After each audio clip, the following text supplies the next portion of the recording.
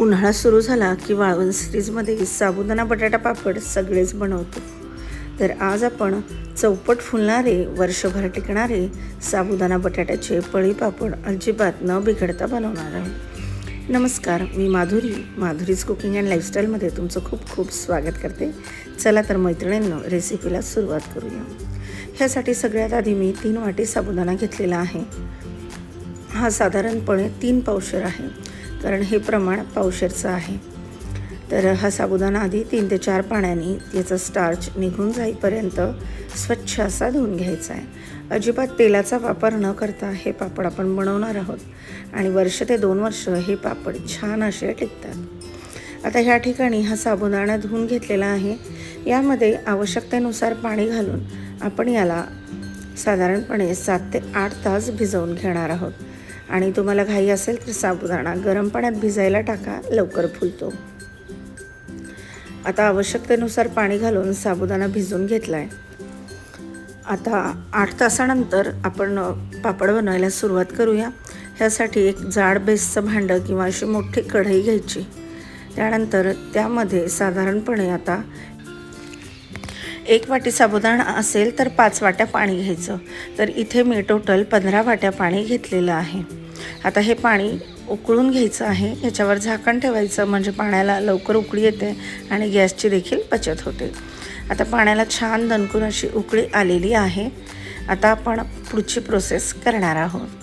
पाण्याला उकळी येणं हे मस्ट आहे, कारण तुम्ही जर पाणी न उकळता त्यामध्ये साबुदाणा घातला तर त्याचा घट्ट गोळा होऊ शकतो आणि पापड देखील चांगले होणार नाही. आता चवीप्रमाणे मीठ घालायचं. मीठ थोडंसं कमी घालायचं, कारण वाळवणाचे पदार्थ वाळल्यानंतर खारट होऊ शकतात. साबुदाणा छान असा भिजला आहे, मस्त टम्म असा फुगलेला आहे, तुम्ही बघू शकता. आणि आपल्याला असाच साबुदाणा भिजलेला हवा आहे. आता साबुदाणा भिजला आहे, पाणी देखील उकळलं आहे, यामध्ये मीठ घालून घेतलं आहे. आता साबुदाणा छान असा मोकळा करून घ्यायचा आणि थोडा थोडा करून ह्या पाण्यामध्ये घालून घ्यायचा. साबुदाणा पाण्यात घातल्याच्या नंतर सगळं व्यवस्थित असं मिक्स करून घ्यायचं आहे. मैत्रिणींनो, हे साबुदाण्याचे पापड बनवताना साबुदाणा व्यवस्थित शिजणं खूप आवश्यक आहे, नाहीतर तुमचे पापड अजिबात चांगले होणार नाही, ते पूर्णपणे बिघडून जातील. एकतर ते प्लॅस्टिक पेपरला चिकटतील किंवा त्याचे तुकडे होतील. आता आवडीनुसार हिरव्या मिरच्याचा ठेचा करून घ्यायचा आहे. तुम्ही यामध्ये चिली फ्लेक्स किंवा लाल मिरची पावडरचा वापर देखील करू शकता. आता हिरव्या मिरच्या मिक्सरला बारीक करून घेतलेल्या आहेत आणि ते जे मिश्रण आहे, तो जो ठेचा आहे, तो आपण ह्यामध्ये घालून घेणार आहोत. याला अधूनमधून पळीच्या साह्याने असंच हलवत राहायचं, जेणेकरून ह्याच्या गुठळ्या होणार नाही आणि हे बेसला लागणार नाही. साबुदाणा थोडासा ट्रान्सपरंट झालेला आहे, पण जोपर्यंत पूर्णपणे ट्रान्सपरंट होत नाही तोपर्यंत हे बॅटर आपल्याला शिजवून घ्यायचं आहे. आता यामध्ये मी हिरव्या मिरचीचा ठेचा घालून घेते आहे. छोटे मुलं घरात असतील तर तिखटाचं प्रमाण थोडंसं कमी करू शकता. हिरवी मिरची चालत नसेल, आवडत नसेल तर ह्यामध्ये चिली फ्लेक्स देखील घालू शकता. आता हिरव्या मिरचीचा ठेचा घातल्यानंतर चमच्याच्या साह्याने व्यवस्थित असं हलवून घ्यायचं आहे. गॅसची फ्लेम मिडियमच ठेवायची आहे, मोठी करायची नाही. आता दुसरीकडे मी एका भांड्यामध्ये पाणी देखील उकळण्यासाठी ठेवलेलं आहे. इन केस मिश्रण जर घट्ट वाटलं तर आपल्याला यामध्ये उकळीचं पाणी घालून घ्यायचं आहे. आता इथे मी 6 ते 7 बटाटे घेतलेले आहेत. एका वाटीसाठी 2 बटाटे इनफ आहेत. आता हे बटाटे एका परातीमध्ये पाणी घेऊन किसून घ्यायचे आहेत, म्हणजे हे लालसर पडणार नाहीत. आणि बटाट्याचा किस आहे तो देखील लांब लांब पडला पाहिजे, अशा किसणीने किसून घ्यायचा आहे. हे बटाटा टाकल्यामुळे दिसायला पापड छान दिसतात आणि चवीला देखील खूप अप्रतिम लागतात. आता बटाटा इथे मस्तपैकी आपण लांब सडक असा किसून घ्यायचा आहे. आणि तुम्हाला जर बटाटा स्किप करायचा असेल तर तुम्ही तो देखील करू शकता, टोटली ऑप्शनल आहे, पण बटाट्यामुळे याला चव खूप छान येते. आता बॅटर बऱ्यापैकी जवळपास 80% शिजलेला आहे. साबुदाणा अजून थोडासा ट्रान्सपरंट होईपर्यंत आपल्याला शिजवून घ्यायचं आहे, पण बटाट्यासोबत तो साबुदाणा व्यवस्थित शिजला जातो. आता इथे मी मोठ्या आकाराचे 7 ते 8 बटाटे घेतलेले आहेत. बटाटा जर जास्त घातला तर पापड खायला अजून छान लागतो. आता हे जे बॅटर आहे हे देखील बऱ्यापैकी शिजलेलं आहे, तुम्ही बघू शकता. साबुदाणा बऱ्यापैकी ट्रान्सपरंट झालेला आहे आता बटाट्यासोबत आपण याला अजून एक 20 मिनिटभर शिजवून घेणार आहोत। जोपर्यंत याला चकाकी येत नाही तोपर्यंत हे शिजवून घ्यायचं आहे।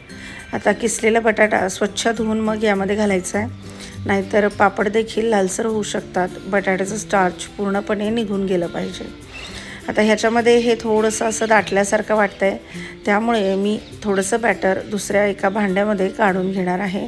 पण बटाटा आधी सगळा यामध्ये घालून व्यवस्थित मिक्स करूनच ती प्रोसेस करणार आहे। साबुदाणा खूप जास्त फुललेला आहे आणि मला कढईचा अंदाज आलेला नाही आहे, त्यामुळे हे दुसऱ्या भांड्यामध्ये थोडंसं बॅटर आपण ट्रान्सफर करणार आहोत। आता बटाटा यामध्ये घातल्यानंतर साधारणपणे एक 20 मिनिटभर आपण याला शिजवून घेणार आहोत, जेणेकरून बटाट्याचा कच्चेपणा निघून जाईल।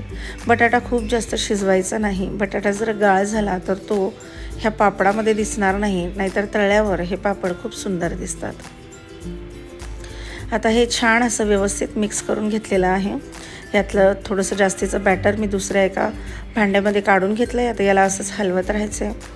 बॅटर मला खूप जास्त घट्ट वाटतं आहे, त्यामुळे आपण जे पाणी उकळण्यासाठी ठेवलं होतं ते पाणी थोडं थोडं करून यामध्ये ॲड करून घ्यायचं आणि बॅटर छान असं शिजवून घ्यायचं आणि त्याला मस्त अशी चकाकी येईपर्यंत उकळी आणून घ्यायची। आता यामध्ये गरम पाणीच घालायचं, थंड पाण्याचा वापर अजिबात करायचा नाही, नाहीतर पापडाला तुकडे पडतात। तर ह्या छोट्या छोट्या टिप्स खूप महत्त्वाच्या आहे। हे बॅटर कच्चं जरी राहिलं तरी तुमचे पापड तुटू शकतात, त्याचे तुकडे पडू शकतात आणि पापड अजिबात फुलणार देखील नाही। चमच्याच्या सहाय्याने मिक्स करून सतत ढवळत राहून हे मिश्रण आपल्याला शिजवून घ्यायचं आहे। आता यावर झाकण ठेवायचं आणि 5-5 मिनिटाच्या गॅपने आपल्याला हे असं ढवळत राहायचं आहे, जेणेकरून हे जे मिश्रण आहे हे बेसला लागणार नाही। आणि मिश्रण जर घट्ट असेल तर पापड खूप जाड होतात, जे खायला अजिबात चांगले लागत नाही। त्यामुळे कन्सिस्टन्सी ही देखील खूप मॅटर करते। आता चमच्याच्या साहाय्याने हे असं ढवळत राहायचं। याला थंड करून घेतलेलं आहे। साधारणपणे मला थंड व्हायला 1.5-2 तास लागलेले आहे। मी याला फॅन खाली थंड करून घेतलं आहे। गरम गरम असताना पापड अजिबात घालायचे नाही, नाहीतर ते प्लास्टिक पेपरला चिटकून बसतात। आता हे बॅटर असं घालून घ्यायचं आणि पळीच्या साहाय्याने अलगद असं पसरवून घ्यायचं आहे। ह्याच पद्धतीने मी सगळे पापड बनवून घेणार आहे। आणि मैत्रिणींनो, ह्या पापडाचं अजून एक वैशिष्ट्य म्हणजे तुमच्या टेरेसमध्ये म्हणजे गॅलरीमध्ये जर ऊन येत नसेल तर हे पापड तुम्ही सावलीमध्ये फॅन खाली देखील बनवू शकता। तर आता हे पापड मी फॅन खालीच बनवून घेते आहे आणि नंतर 2 दिवस याला उन्हामध्ये मी सुकवून घेणार आहे। हे जे बॅटर आहे हे पळीने पसरवून घ्यायचं, त्यामुळे पापड छान असा पातळ होतो। आणि मैत्रिणींनो, हे पापड तळल्यानंतर अगदी तिप्पट ते चौपट असे फुलतात, वर्षभर छान टिकतात आणि इथे तेलाचा वापर कुठेही केलेला नाही। आता तुम्ही बघू शकता ह्याच पद्धतीने मी पापड इथे बनवून घेतलेले आहेत। तुम्ही बघू शकता दिसायला देखील अतिशय सुंदर असे दिसत आहेत। हा किसून घेतलेला बटाटा तर अगदी सगळ्यांचं लक्ष वेधून घेतो।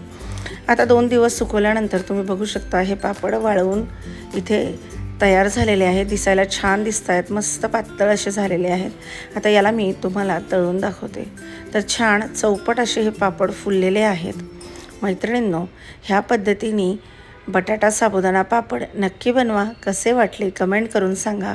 माझ्या व्हिडिओला लाईक करा, शेअर करा, सबस्क्राईब करायला विसरू नका आणि रेसिपी कशी वाटली कमेंट करून सांगायला देखील विसरू नका। भेटूया पुढच्या व्हिडिओमध्ये, तोपर्यंत धन्यवाद।